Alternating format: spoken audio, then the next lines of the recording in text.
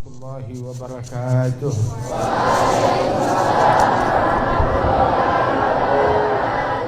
Alhamdulillah ala ma hada wa takarram wa tafaddal wa an'am wa salahu wassalam ala sayyidina Muhammad an-nabiyil akram wa ala alihi wa ashabihi wa man fi silkihim intazam.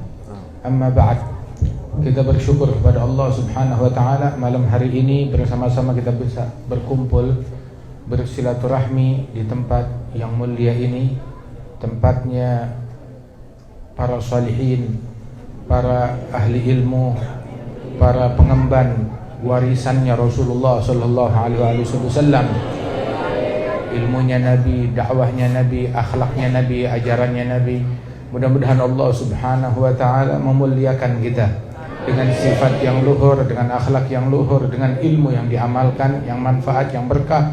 Kita doakan guru kita, orang tua kita, Kiai Ansari diberikan kesehatan oleh Allah taala, diberikan panjang umur, dan Allah Subhanahu wa taala senantiasa memberikan keberkahan kepada segenap keluarga besar beliau dan keluarga besar Kiai Siraj. InsyaAllah diberikan keberkahan oleh Allah Ta'ala, para santri, para alumni dan keluarga mereka semuanya mendapat berkah, amin ya rabbal alamin.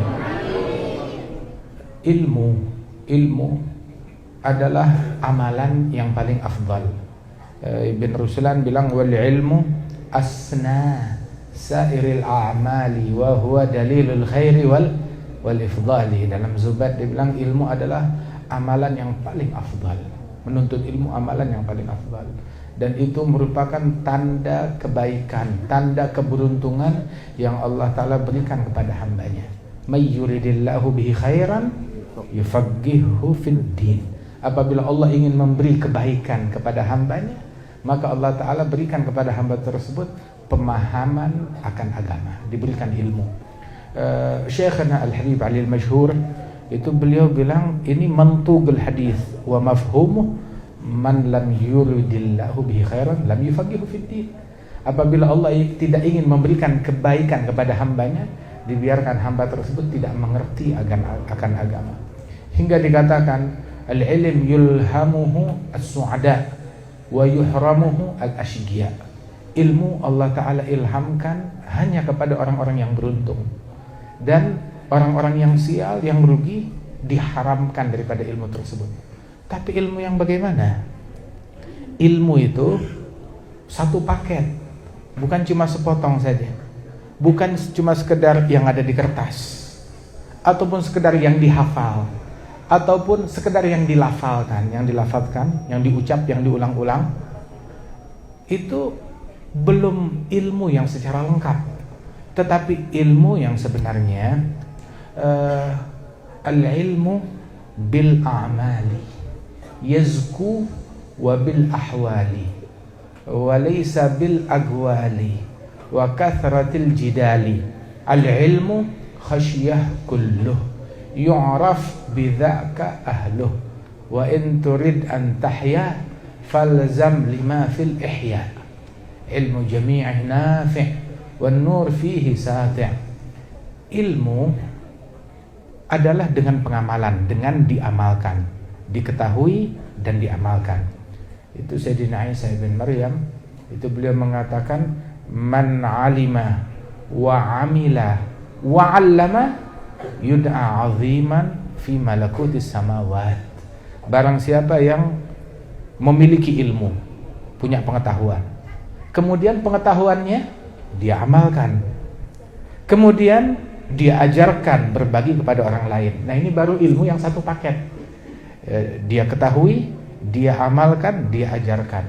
Maka kata Nabi Isa, maka dia dapat gelar di kalangan para penduduk langit, malaikat-malaikatnya Allah, memberikan gelar kepada orang tersebut manusia agung.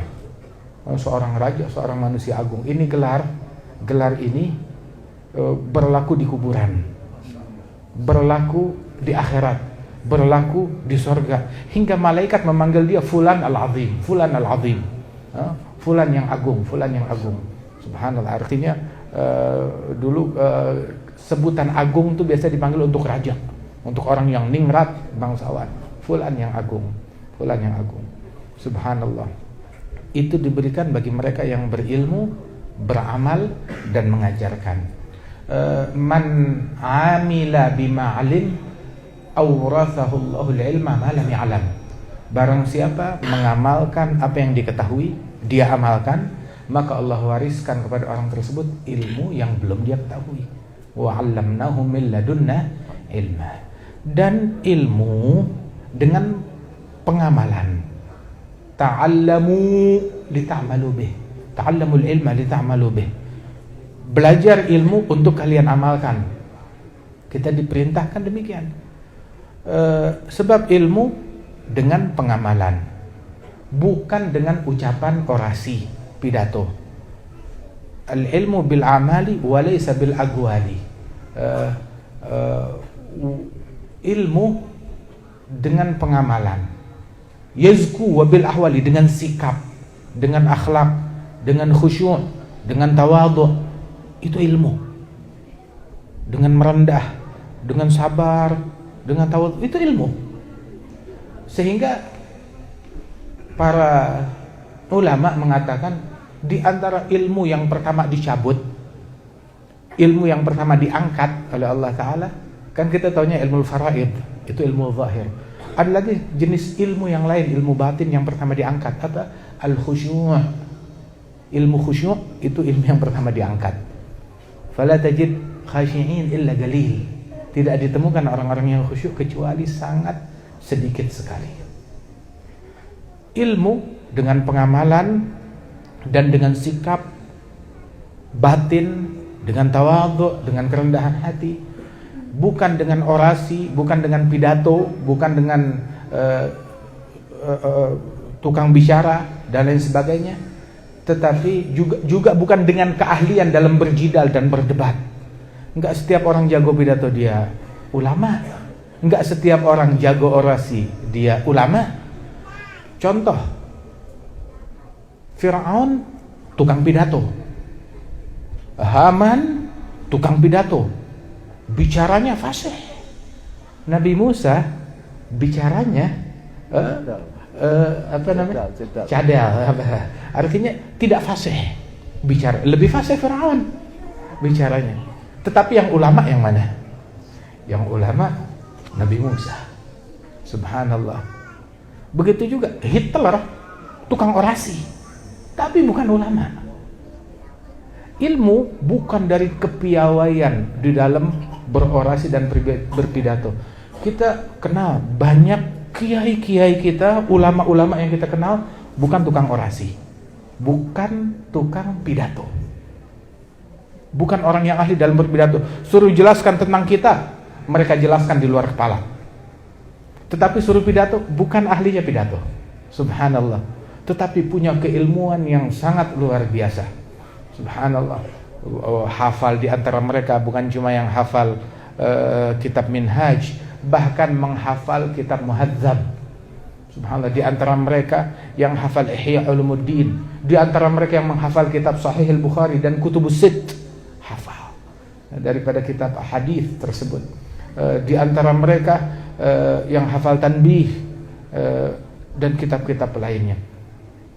Ilmu tersebut nggak dilihat dari kehebatan seseorang di dalam berpidato, berceramah, berorasi, ataupun berjidal, ataupun berdebat. Lah, tetapi dilihat ilmu tersebut kalau malam hari ada gak dia di mihrab ibadat, malam hari adakah dia tahajud qiyamul lail. Hingga Al-Imam Abdullah bin Husain Balfaqih, Al-Imam Abdullah bin Husain Balfaqih, beliau ini adalah salah seorang ulama besar. Beliau adalah satu level atau di atasnya Sayyid Ahmad bin Zaini Dahlan. Al-Imam Abdullah bin Husain Balfaqih. Beliau ini bilang di dalam kata ucapannya, laqad fatani min khiyarin nas kam rajulin ma faraga dzikra tulal umri wal kutuba. bakka'u lailatihi sajjadu khalwatihi min khawfi malikihi yasta'dhibu ta'aba min ali rasulillahi aktsaruhum wa ali abi fadlinil akhyar wal khutaba. Saya kehilangan orang-orang agung, orang-orang mulia, yang mana ciri mereka seumur hidupnya nggak pernah berpisah dari kitab, nggak pernah berpisah dari ilmu, nggak pernah berpisah dari mihrab, nggak pernah berpisah dari adab. Di antara mereka yang dari keluarganya Rasul Shallallahu Alaihi Wasallam, ataupun dari para ulama, para masyayikh, para kiai, yang mana orang-orang yang istiqamah di dalam mengemban warisannya Rasulullah Shallallahu Alaihi Wasallam. Kerjaan mereka setiap malam selalu menangis di tengah malam, sujud di dalam khalwatnya mereka, beribadat kepada Allah Ta'ala. Al-Imam Al-Habib Muhsin bin Alwi As-Saggaf, salah seorang qadhi di Hadramaut sana, beliau bilang, man fatahul kitab fala yafutuhul mihrab, wa man fatahul mihrab fala tafutuhul adab. Barang siapa yang gagal di dalam menguasai kitab keilmuan, maka jangan dia gagal di dalam menguasai mihrab peribadatan. Apabila dia gagal juga, barang siapa yang gagal menguasai mihrab, jangan dia gagal di dalam menguasai adab. Sebab para guru-guru kita, para masyayikh kita, para kiai kita nggak pernah meninggalkan tiga hal ini. Mereka adalah ahlinya di dalam kitab, di dalam mihrab ibadat, di dalam adab. Mereka adalah orang-orang yang memiliki keahlian dalam hal yang demikian itu. Dikatakan ilmu adalah semuanya rasa takut kepada Allah Ta'ala. Mau tahu orang-orang yang berilmu, innama yakhsyallaha min ibadihil ulama'u. Orang-orang yang mengenal takut kepada Allah dari hamba-hambanya adalah mereka para ulama, orang-orang yang berilmu. Mereka orang yang paling wara', yang paling berhati-hati, yang paling takut kepada Allah Subhanahu wa Ta'ala. Hingga Allamatud Dunya Al-Imam Abdurrahman bin Abdullah Balfaqih. Ada Imam Abdurrahman bin Abdullah Balfaqih, itu ayah beliau Imam Abdullah Balfaqih, berguru kepada Imam Ghashashi di Makkah fil Haramain Syarifain. Ada beliau ini, sanad kita Bukhari merujuk kepada mereka ini di dalam keilmuan. Ada Imam Allamatul Dunya Abdurrahman bin Abdullah Balfaqih, beliau menyebutkan tentang orang-orang yang mulia tersebut, bahwasanya fa innahum kullu munibin khashi' wa kullu dhi qalbin munirin lami' la man yushirun nasu bil asabi' wa huwa minas sirril masun khali. Mereka orang-orang yang dimuliakan oleh Allah dari para pewarisnya Rasulullah, ciri mereka adalah orang-orang yang selalu merujuk kepada Allah, yang selalu khusyuk, yang hatinya bersinar, bercahaya cemerlang, nggak ada kotoran, nggak ada benci, nggak ada dengki, nggak ada dendam. Bukan jenis orang yang ditunjuk oleh masyarakat, oh itu ulama, itu pejuang, itu orang besar. Jari manusia belum tentu sesuai dengan apa yang diridhai oleh Allah Ta'ala. Belum tentu. Orang besar cirinya ditunjuk oleh manusia, ini dia orangnya. Belum tentu. Nggak selalu sedemikian rupa. Kadang berapa banyak orang yang ditunjuk oleh manusia, nggak taunya dia nggak punya harga di mata Allah Subhanahu Wa Taala. Nabi bilang di dalam hadis, Innallah la yu'ayyid hadzal din, Innallah la yu'ayyidu hadzal din birajulin fajir. Dalam riwayat, ala ayadi qaumin la khalaqa lahum. Allah terkadang di dalam beberapa kasus membela agama ini melalui orang-orang yang jahat, yang bejat. Mereka dipakai, dimanfaatkan untuk membela agama, padahal mereka nggak punya kadar, nggak punya kemuliaan di sisi Allah Ta'ala, min ahlin nar. Tapi tanpa mereka sadari, dipakai untuk manfaat kepada agama, menguntungkan agama. Subhanallah. Jadi ketika seseorang diposisikan dengan keilmuannya, diposisikan dengan dakwahnya, jangan terburu-buru ghurur, bergembira karena dia masih diizinkan dipakai di medan kebaikan ini, tetapi jangan menyombongkan diri, jangan terburu-buru berbangga diri.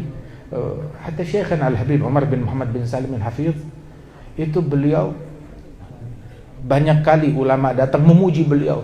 Ya Habib Umar, engkau luar biasa, keilmuanmu, dakwahmu, pengaruhmu ini itu segala macam manfaatnya. Itu beliau bilang, terkadang Allah Ta'ala membela agama ini melalui orang-orang penjahat. Maksudnya saya ini nggak nganggap diri saya orang baik. Begitu bisa aja Allah membela agama melalui penjahat macam saya. Sampai seolah-olah begitu beliau mengatakan tawadhu'nya beliau. Dan tawadhu' cirinya orang-orang salihin. Sahibur ratib, kita tahu ada ratib Imamul Haddad, ada ratib Al-Imam Al-Habib Umar bin Abdurrahman Al-Attas. Dua ratib yang mulia. Itu keduanya bertemu. Habib Abdullah Haddad masih muda waktu berjumpa dengan Al-Habib Umar bin Abdurrahman yang usianya udah di atas 70-an. Waktu Habib Abdullah Haddad yang usianya 20-an tahun ini berjumpa dengan Al-Habib Umar bin Abdurrahman Al-Attas, berziarah, kemudian melihat tawadhu'nya Al-Habib Umar bin Abdurrahman. Habib Abdullah Haddad minta ijazah, kemudian juga minta ilbas. Maka Habib Umar bin Abdurrahman bilang, kalau kamu mau saya berikan, tapi dengan syarat kamu juga berikan hal yang sama kepada saya. Habib Abdullah Haddad menolak, ini kamu seumur dengan kakek saya. Saya masih pemuda, nggak berani. Bilang, kalau kamu nggak mau ya saya nggak kasih, kata Habib Umar bin Abdurrahman. Hingga akhirnya terpaksa dilakukan oleh Imam Abdullah bin Al-Haddad demi mendapatkan ijazah dan ilbas dari seorang arif billah, Imam Umar bin Abdurrahman Al-Attas. Ketika pulang, ditanya Imam Al-Haddad tentang Al-Habib Umar bin Abdurrahman, guru besar di zamannya. Bagaimana pendapatmu tentang Al-Habib Umar bin Abdurrahman Al-Attas, sahibur ratib, yang meninggal sekitar 300, yang hidup sekitar 400 tahun yang lalu? Maka dijawab, ra'aitu tawadhu'a Umar bin Abdurrahman fa'ajabani tawadhu'uhu fasa'altullah ayyukrimani bitawadhu'ih. Saya melihat Al-Habib Umar bin Abdurrahman Al-Attas dan saya takjub dengan tawadhu' yang beliau miliki, dan saya doa kepada Allah agar Allah Ta'ala memuliakan saya dengan sikap tawadhu' tersebut. Subhanallah. Al-Habib Umar bin Abdurrahman ditanya, bagaimana pendapat kamu tentang anak muda ini, Al-Habib Abdullah Al-Haddad yang datang dari Tarim? Dia bilang, Tarim turabbi, sungguh kota Tarim sukses mendidik anak-anaknya seperti Al-Habib Abdullah bin Al-Haddad menjadi orang besar berkat didikan para masyayikh, para ulama yang ada di Tarim. Subhanallah. Antara mereka, lihat, yang tua dan yang muda saling menghormati, saling memuliakan. Karena Imam Tahir bin Husain bin Tahir, Al-Habib Abdullah Al-Habib Tahir bin Husain bin Tahir, itu beliau tiap kali berjumpa dengan ulama, baik itu lebih tua ataupun seumur atau lebih muda, itu beliau kemana-mana selalu bawa kitab.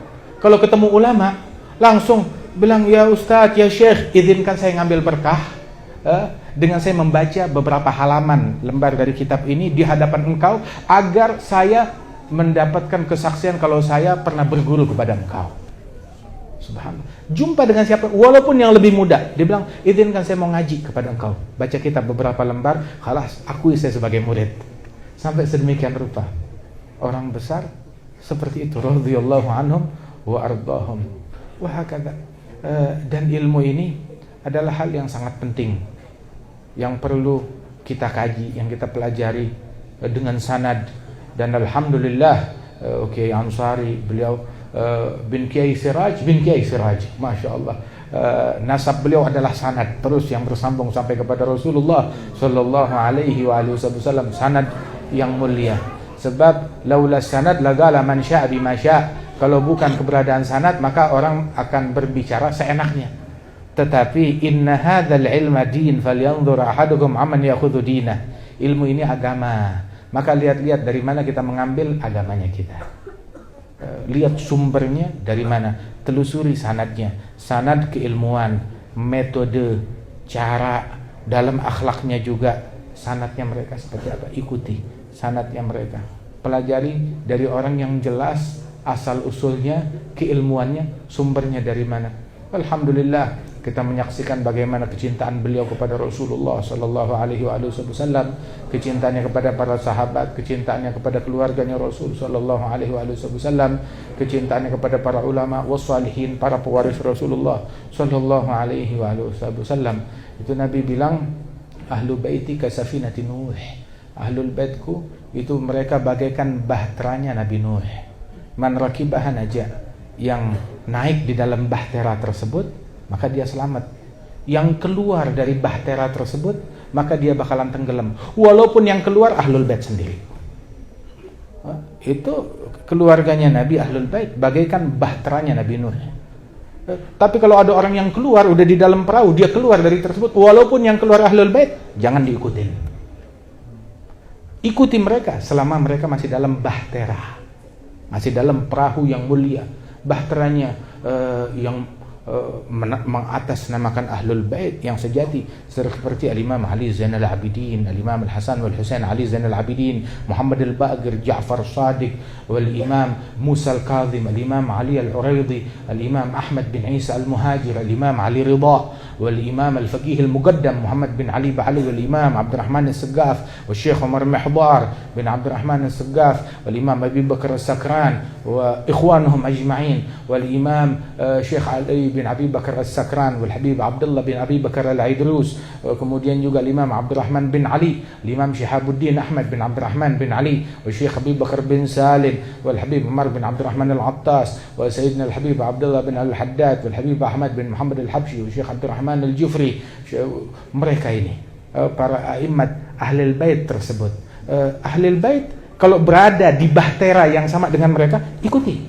Tapi kalau dia keluar dari perahu, jangan diikutin. Kita ngikut di gerbongnya mereka. Gerbong yang paling depan ada Rasulullah bersama para sahabat. Di dalamnya ada Ahlul Bait, Sayyidatuna Fatimah, Al-Hasan wal Husain, Ali Zainal Abidin, Muhammad Al-Baqir, Faqih Al-Muqaddam, As-Saggaf, Syekh Abu Bakar, wa Abdullah Haddad, semuanya ada di situ. Ikut di gerbong tersebut. Selama di situ, seperti Al-Habib Ali bin Muhammad Al-Habsyi, Ahmad bin Hasan Al-Attas, wa fulan ada di dalam gerbong tersebut, kita ikuti. Tapi tahu-tahu ada 1-2 orang yang keluar dari gerbong, jangan kita tinggalkan gerbong itu, kereta api, kita turun dari kereta api, ikut orang yang keluar dari gerbong. Mau dia mengatasnamakan apapun, walaupun mengatasnamakan Ahlul Bait, keluar dari gerbong, keluar dari rel, jangan diikutin, tetap di gerbong. Jangan keluar dari lokomotif mereka, dari rel mereka, dari kereta api mereka. Sebab kullu man salak ala darb wasal. Barang siapa yang menempuh jalan tersebut, dia pasti sampai. Wala tattabi'us subul. Jangan ikutin jalan tikus yang enggak jelas arahnya. Bukankah Kiai Siraj itu mengikuti gerbong yang sama, enggak keluar daripada gerbong yang mulia tersebut.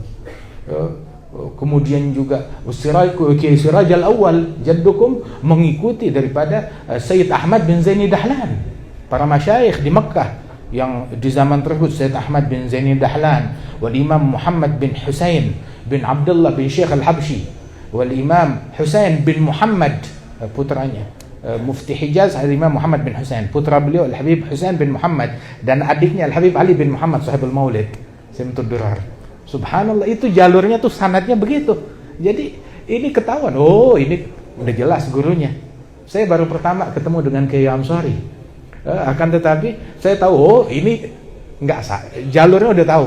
Masya Allah, jalur ke Sayyid Ahmad bin Zaini Dahlan, wal Imam Muhammad bin Husain, wal Imam Husain bin Muhammad, Masya Allah, wal Habib Ahmad bin Hasan Al-Attas, satu jalur semuanya. Satu jalur terus sampai kepada Rasulullah sallallahu alaihi wasallam. Satu hal ini yang kita punya, guru-guru kita, ilmu mereka, cara mereka, metode mereka, dakwahnya mereka, itu adalah rantaian emas. Jangan kita tukar rantai emas ya, yang kita pegang kuat-kuat, itu kita lepaskan, kita ganti dengan tali rapiah. Tahu tali rapiah? Tali rapiah. Pegang rantai emas tersebut.